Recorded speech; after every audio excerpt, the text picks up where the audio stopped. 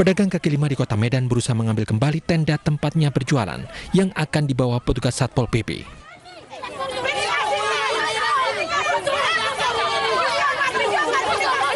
Pedagang protes karena penertiban dinilai pilih kasih. Mereka juga mengaku tidak melanggar aturan selama berjualan di sekitar Pasar Petisa, Kota Medan. Namun petugas Satpol PP bersikeras, aktivitas pedagang kaki lima melanggar perda larangan berjualan di bahu jalan dan di atas parit. Sebelumnya kita sudah adakan sosialisasi dan kebetulan langsung kita tadi pagi untuk sosialisasi supaya jangan menggelar dagangannya di depan perparkiran dan di depan Pasar Petisa. Tapi kita himbau dengan santun, namun pihak dari pedagang PK5 tidak mengindahkan. Penertiban pedagang kaki lima menjadi bagian penataan Kota Medan. Razia pedagang kaki lima rutin digelar untuk menjaga keindahan kota. Dari Medan, Sumatera Utara, Ahmad Ridwan Nasution, iNews melaporkan.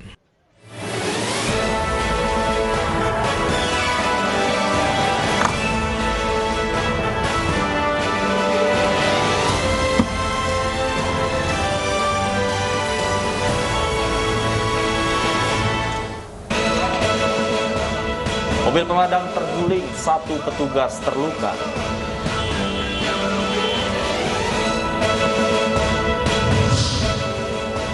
Banjir bandang melanda Bojonegoro, Jawa Tengah.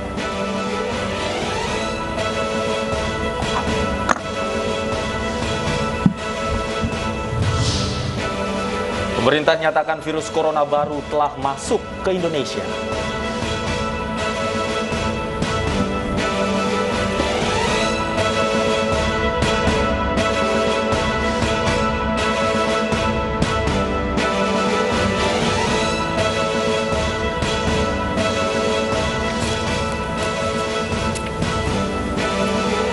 Halo, selamat sore pemirsa. Demikian tadi berita pilihan iNews Sore yang akan menemani Anda selama 2 jam ke depan. Bersama saya Stefani Patricia. Dan saya Davi Pratama. Pemirsa, kita awali iNews Sore hari ini dengan informasi Pemprov DKI Jakarta gusur bangunan di atas lahan milik pemerintah. Sementara PT KAI bongkar gubuk-gubuk liar di pinggir rel kereta api Senen, Jakarta Pusat.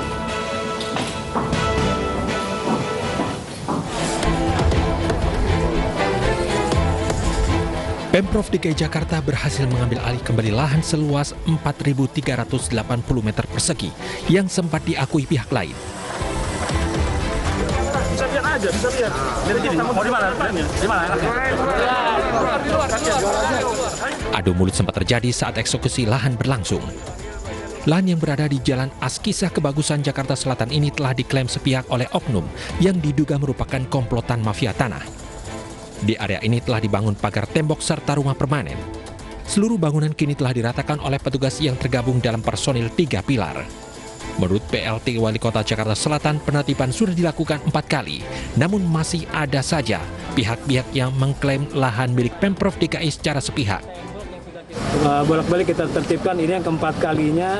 Jadi saya minta setelah ditertibkan, lokasi ini harus betul-betul rapat ya, artinya kita tutup dengan tembok, dengan pagar-pagar kita, dan bila perlu saya minta kemarin kepada Pak Kapolres apabila ada pihak-pihak yang memasuki pekarangan agar diproses hukum. Rencananya lahan yang sudah ditertibkan digunakan pemerintah untuk membangun fasilitas pendukung pendidikan. Dari Jakarta, Helmi Sajangpati, iNews melaporkan.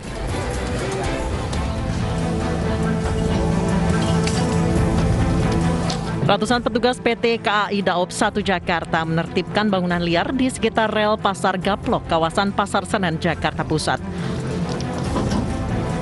Puluhan gubuk liar yang terbuat dari terpal dan kardus dibongkar paksa petugas.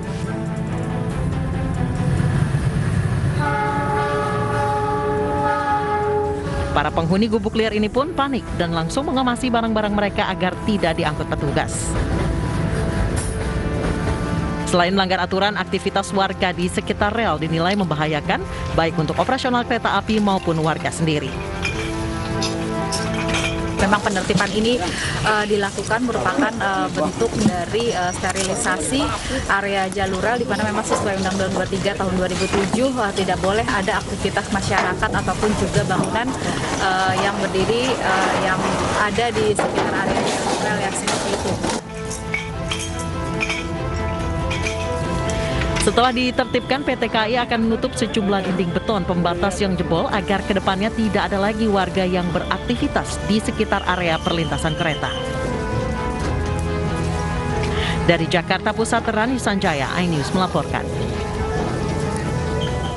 Kita ke Kabupaten Karo, Sumatera Utara. Pemirsa, Gunung Sinabung kembali memuntahkan awan panas. Petugas gabungan memantau perkembangan aktivitas Sinabung dan mengimbau warga agar tidak mendekati zona merah.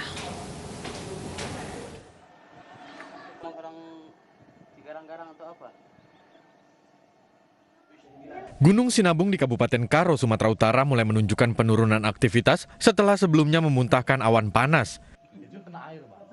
Pagi tadi kegempaan Sinabung terekam telah terjadi 70 kali guguran, 2 kali hembusan, 4 kali low frekuensi, dan 2 kali gempa hybrid. Warga maupun wisatawan diimbau tidak mendekat atau memasuki zona merah Sinabung dikarenakan Gunung Sinabung dapat erupsi kapan saja. Mengantisipasi dampak yang ditimbulkan akibat abu vulkanik Sinabung, personil TNI Polri dikerahkan memantau dan membantu masyarakat desa yang terdampak. Setelah kita menunggu nanti sampai dengan kondisi stabil, dalam arti gunung sudah relatif kembali landai kembali, baru kita akan meluncurkan tim untuk pembersihan desa-desa mana saja yang terdampak abu untuk kita laksanakan pembersihan. Pihak PVMBG mengimbau kepada warga yang terdampak debu vulkanik untuk mengurangi aktivitas di luar rumah dan selalu mengenakan masker. Dari Kabupaten Karo, Sumatera Utara, Ebenezer Pinem, iNews melaporkan. Dan untuk mengetahui informasi terkini erupsi Gunung Sinabung, Kabupaten Karo, Sumatera Utara, kita telah terhubung dengan jurnalis iNews Ebenezer Pinem. Selamat sore, Eben. Apakah hingga sore ini Gunung Sinabung masih erupsi? Selamat sore, Stefani. Untuk aktivitas Sinabung hingga sore ini telah terjadi awan panas guguran kembali pukul 15.00 WIB dengan jarak 2.000 meter. Hingga saat ini PVMBG telah mencatat 2 kali terjadinya awan panas susulan, di mana yang pagi tadi juga terjadi pada pukul 8.00 WIB. Stefani. Baik, Eben, artinya hari ini ada 2 kali yang sudah terjadi begitu. Apa dampaknya terhadap warga sekitar?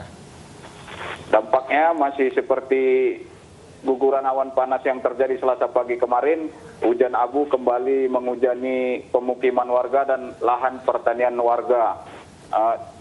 Dan petani masih berusaha membersihkan tanaman mereka yang terpapar oleh debu vulkanik. Iya, Eben. Kita tahu erupsi ini sudah terjadi cukup lama. Bagaimana reaksi warga? Apakah masih ada kepanikan? Dengan luncuran awan panas sore tadi, warga tidak begitu panik karena warga hanya melihat dari jauh dari pemukiman mereka, dan setelah awan panas kembali normal, mereka kembali beraktivitas seperti biasa, Stefani. Artinya warga tidak ada yang mengungsi dan petugas tidak ada himbauan untuk warga agar menjauh? Sampai sore ini himbauan dari aparat maupun Pemkab Karo belum ada untuk pengungsian warga, dan warga masih bertahan di desa masing-masing. Baik. Tapi apakah Anda bisa memastikan memang sudah tidak ada warga yang berkediaman di wilayah zona merah? Ya, sampai saat ini warga tidak ada yang berada di zona merah karena pihak TNI Polri terus melakukan penjagaan di zona-zona merah dan terus mengimbau warga agar tidak memasuki ataupun mendekat ke zona merah yang telah direkomendasi pihak PVMBG. Stefani. Baik, terima kasih Ebenezer Pinem atas informasinya. Selamat bertugas kembali.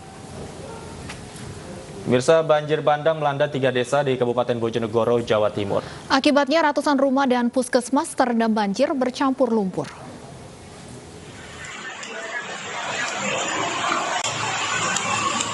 Banjir bandang menerjang lebih dari 300 rumah warga di Kabupaten Bojonegoro, Jawa Timur. Ketinggian banjir mencapai 60 cm hingga 1 meter.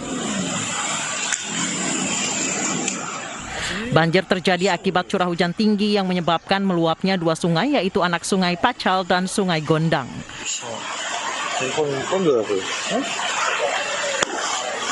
Luapan anak Sungai Pacal melanda 3 desa, yaitu di Desa Sambong, Desa Senganten, dan paling parah di Desa Gondang.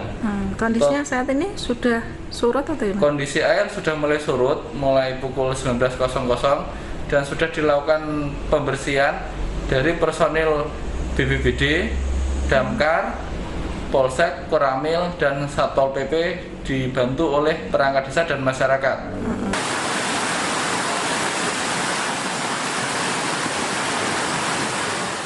Selain rumah warga, banjir juga merendam Puskesmas Gondang. Akibatnya aktivitas pelayanan di Puskesmas sempat terhenti.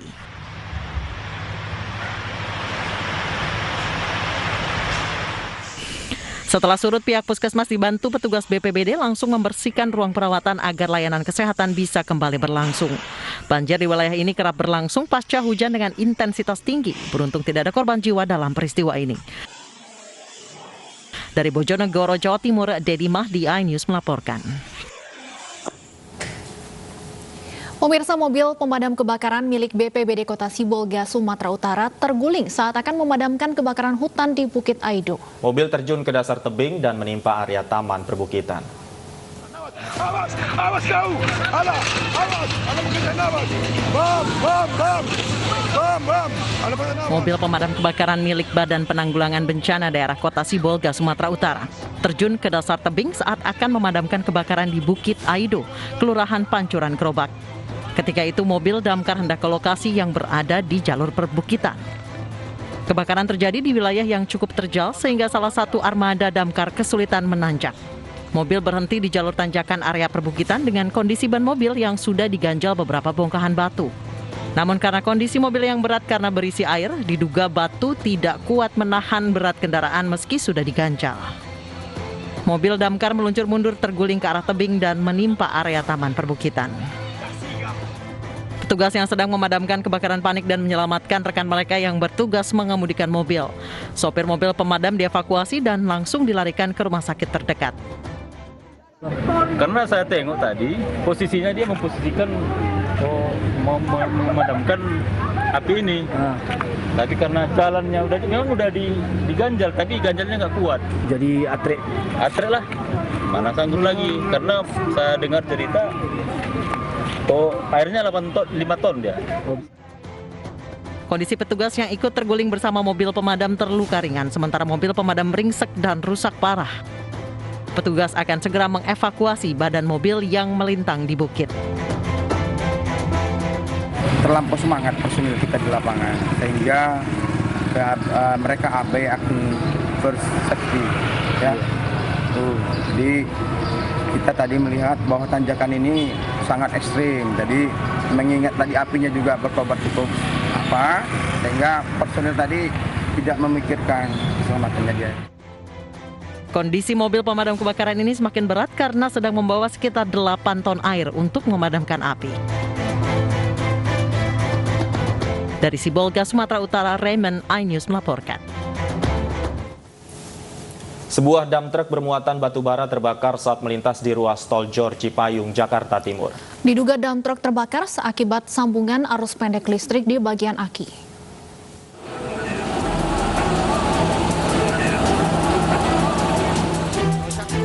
Inilah video amatir dam truk yang terbakar di kilometer 35 Setu Cipayung, Jakarta Timur. Petugas pemadam kebakaran yang tiba di lokasi langsung berupaya memadamkan api. Api secara tiba-tiba muncul dari bagian depan setelah mengalami sambungan arus pendek listrik pada bagian aki. Api kemudian menyambar ke ruang mesin.